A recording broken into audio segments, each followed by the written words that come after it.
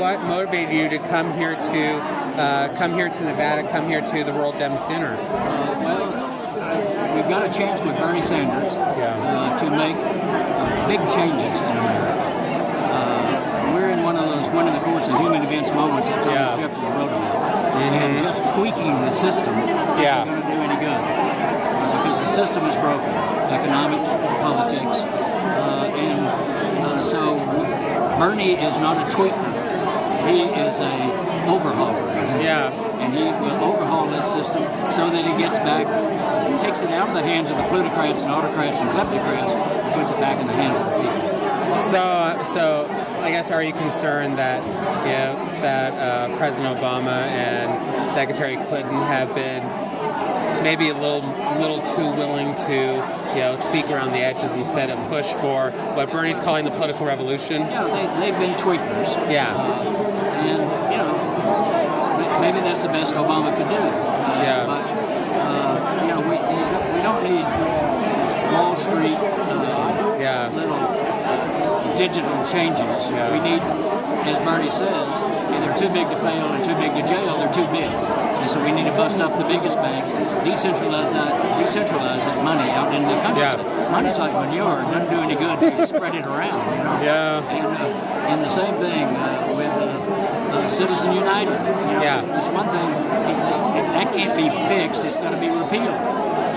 And Bernie is not only advocating the repeal, but he's practicing it. He's got a $75 million campaign and a $23 average contribution. You can't buy a president for $23, but you could buy a president who won't be bought.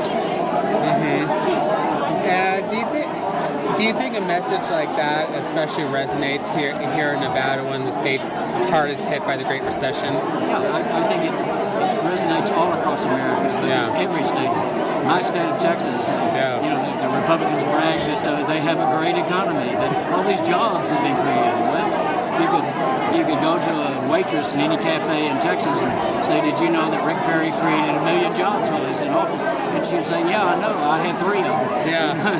So it's not about jobs; it's about wages. It's about middle class opportunity. And that's what's been done. And since you brought that up, we've been dealing with that here in Nevada, but especially with first it was Apple, then Tesla, and then just a few weeks ago the Governor Sandoval convened a special session just to give what some are concerned is a sweetheart deal to Faraday for a company that doesn't even have a prototype for an electric car. And it's been raising concerns that maybe we're relying too much on corporate welfare to try to get jobs, and we don't even know if they're going to be well-paying jobs. As Lily Tomlin said, no matter how cynical you get, it's almost impossible to keep up. And these corporate giveaways, tax breaks for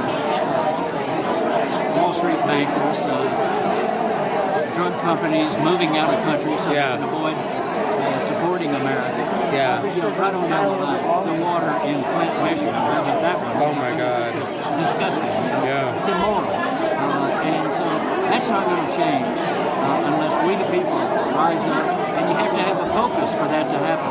And that's what Bernie is giving us a chance to do. Giving us that focus and saying, let's do it. He's saying, I can't do it. Even if I'm in the White House, I can't fix Wall Street. You can't fix Wall Street. I'll bring you inside with me, and we'll make Congress do this. And finally, since you brought up Flint, I caught some of that CNN interview where they asked them point blank, if it's official Michigan state policy that Black lives don't really matter as much. I know one thing that came up early in Bernie's campaign was, is he paying enough attention to systemic discrimination that affects communities of color in this country? Do you think Bernie's been doing enough to really bring in communities of color? Yes and no. The yes is he goes all the way back to the Civil Rights Movement in the 1960s. He was in Mississippi, in Selma, places like that, standing with that, fighting in Chicago where he lived at the time with African American people. And I think he didn't focus hard enough on it early enough. Yeah. He has the spirit. He has the commitment. Yeah. He's offered the legislation. He's done. He's taken the stands that need to be taken. And now, brought to his attention, he's out there more than ever and stronger than anybody. Yeah. Really. So that's a part of who he is. If he realizes he's getting messages, wait a minute, you're not paying enough attention to this, then he'll turn to them. He doesn't try to deny it. Or play games with it. Yeah. That's something we got to do. So jump on. Yeah, since here in Nevada, we feel we have a unique opportunity because unlike Iowa and New Hampshire, we're a much more diverse state. We have urban and rural, and we have vibrant communities of color. And but this poverty thing and knocking down, holding down, is across the board. Now, it used to be just the poor people who held down. They were good at that. And now it's the middle class. We're holding down. And that shuts off opportunity for anybody to rise up. That's what Bernie's saying. It's the middle class that has been squeezed. You can't have a little d democracy without a vibrant middle class.